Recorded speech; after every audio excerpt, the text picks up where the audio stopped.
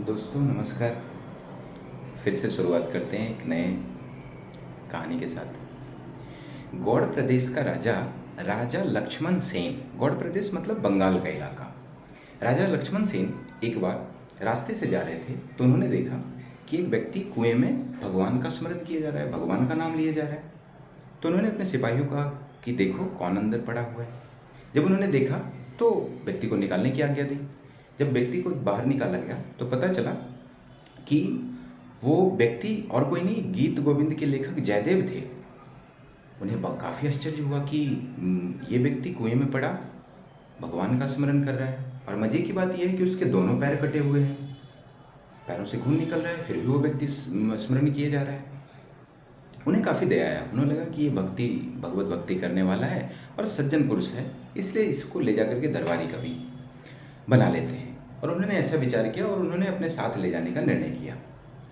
लेकिन मैं एक छोटी सी बात यहाँ बताना चाहता हूँ कि उनके पैर कटे हुए थे किस वजह से, क्योंकि वो तीर्थ यात्रा में बहुत बिलीव करते थे। तो कुछ दिन पहले उन्होंने तीर्थ यात्रा करना शुरू किया और कुछ चोरों को भनक लग गई कि ये तीर्थ यात्रा करने जा रहे हैं, उनके पास बहुत सारे पैसे हैं। चोरों ने इनका पीछा किया और सुनसान जगह देख करके इनका पैर मतलब इनसे धन छीन लिया और इनके पैर काट करके कुएं में डाल दिया। जब निकाला गया था इनको कुएं से तो राजा लक्ष्मण सेन ने पूछा कि ये किसने हालत करी। उन्होंने नहीं बताया। उन्होंने कहा कि बस पता नहीं कि कौन लोग थे, उन्होंने मेरे साथ ऐसा कर डाला, जबकि उन्हें पता था कि किसने किया।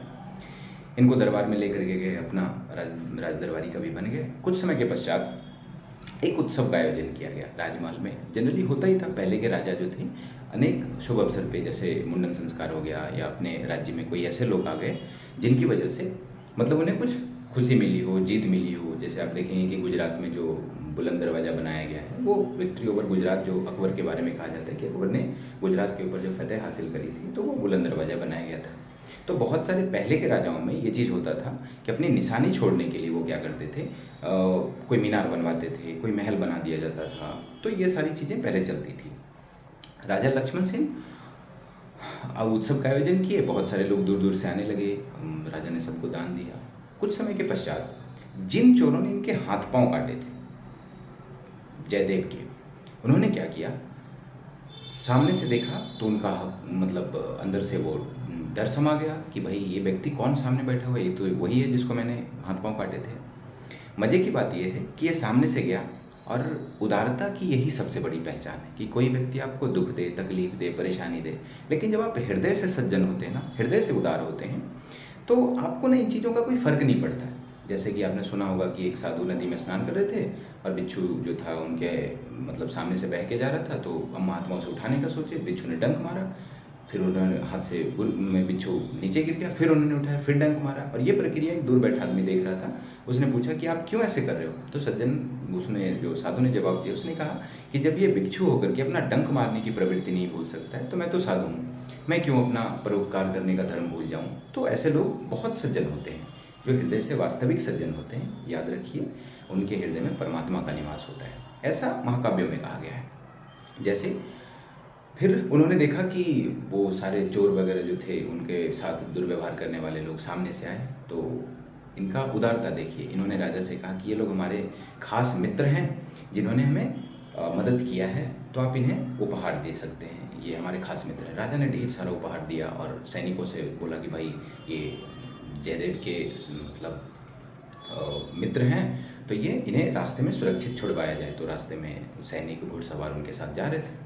सैनिकों के मन में ये जिज्ञासा हुई कि मैं पूछ लूँ कि उनके पैर कैसे कटे हुए थे। तो ये जो चोर लोग थे जिन्होंने उनके पैर काट डाले थे, उन्होंने कहा कि वो कुछ नहीं, हम लोग तो दोस्त थे, एक राजा के यहाँ जॉब करते थे और एक बार ना इनसे कुछ गलती हुई तो राजा ने इन्हें मृत्युदंड का दे दिया, वो अधिक मृत्युदंड का सज़ा दे दिया। तो मुझे दया आई, मैं इनके सिर्फ हाथ पाँव काट के छोड़ दिए और फिर हम यहाँ चले आए। तो ऐसी लोक श्रुति है कि फिर उसके बाद ज़मीन फटी और वो सारे के सारे उसमें समा गए और सारे लोग मर गए, चोर वगैरह जो भी थे जिन्होंने इनके साथ पैर काटने की घटना करी थी। फलस्वरूप सारे घुड़सवार और सैनिक आए, उन्होंने जब ये बात कही तो उन्होंने ये बात सुनाने के बाद गीत गोविंद के लेखक जो जयदेव थे, उनके आँख में आंसू आ गया।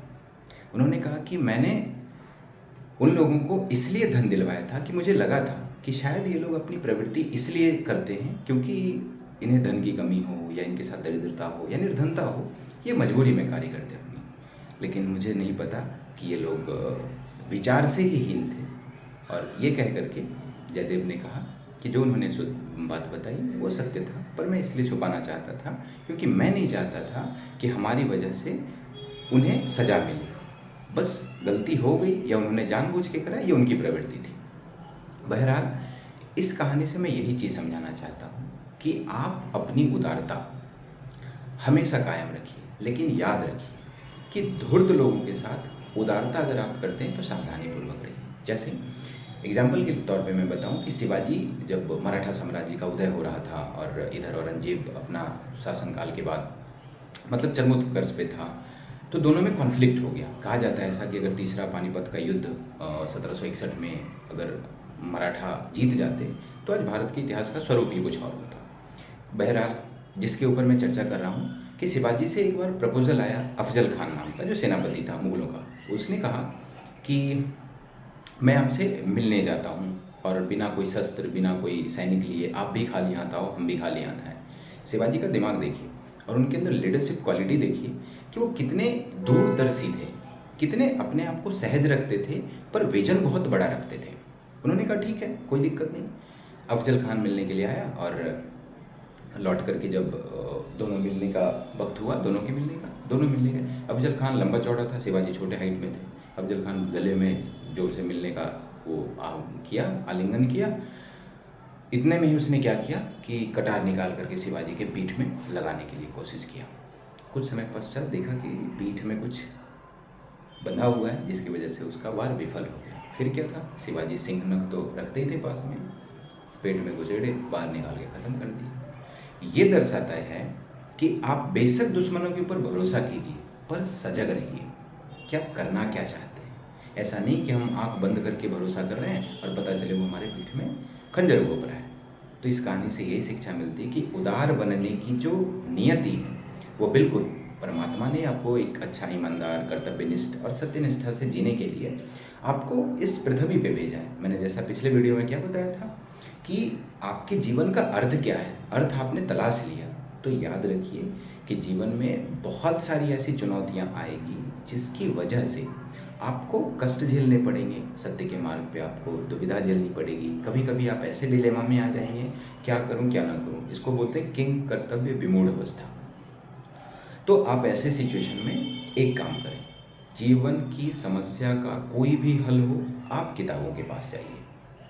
कहा जाता है कि रहे मन निज मन की व्यथा, मन ही राखो गोय, सुन अठ लइए लोग सब बांट न लइए कोय। मतलब कि आपके मन में अगर कोई परेशानी है, व्यथा है, चिंता है, आप उसको अपने अंदर ही रखिए।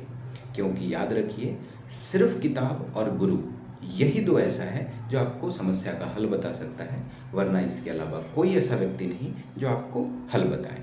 हाँ, आज मित्रता दिवस है, खास करके अगस्त का महीना चल रहा है। तो मित्रता दिवस में कहा जाता है कि मित्र से भी सलाह लेनी चाहिए। लेकिन आजकल के जिस प्रकार के मित्र हैं आप देखते ही हैं कि फिलहाल मतलब समय रहा तो याद किया, नहीं समय ही रहा तो नहीं याद किया। बहरहाल कोई बात नहीं, मित्र जो होता है वो सच्चा मित्र वही होता है जो आपके चरित्र में बदलाव लाए। यानी इसी को अगर हिंदी में मैं कहूँ दोस्त क्या होता है, तो दोस्त उसे कहते हैं जो आपके दोष को अस्त कर दे, यानी आपकी बुराइयों को ख़त्म कर दे। ये नहीं कि आप बॉटल खंभा लेकर के आए, वो भी बैठ के बोले चलो भाई 4 पैग लगाते हैं, ऐसे नहीं मित्र चाहिए। हालांकि व्यसन करना बिल्कुल गलत बात है, लेकिन जो लोग करते हैं उनके लिए ये मैसेज है कि आप किसी भी चीज़ का लिमिटेशन मत क्रॉस कीजिए। ठीक है, इट्स अ फूड हैबिट। कुछ लोग बोलते हैं शराब पीना बुरी बात है, मैं भी कहता हूँ बुरी बात है, लेकिन कुछ लोग इसको फूड हैबिट की तरह यूज़ करते हैं, तो it's not bad, but most of the case हमें अवॉइड ही करना चाहिए। फिलहाल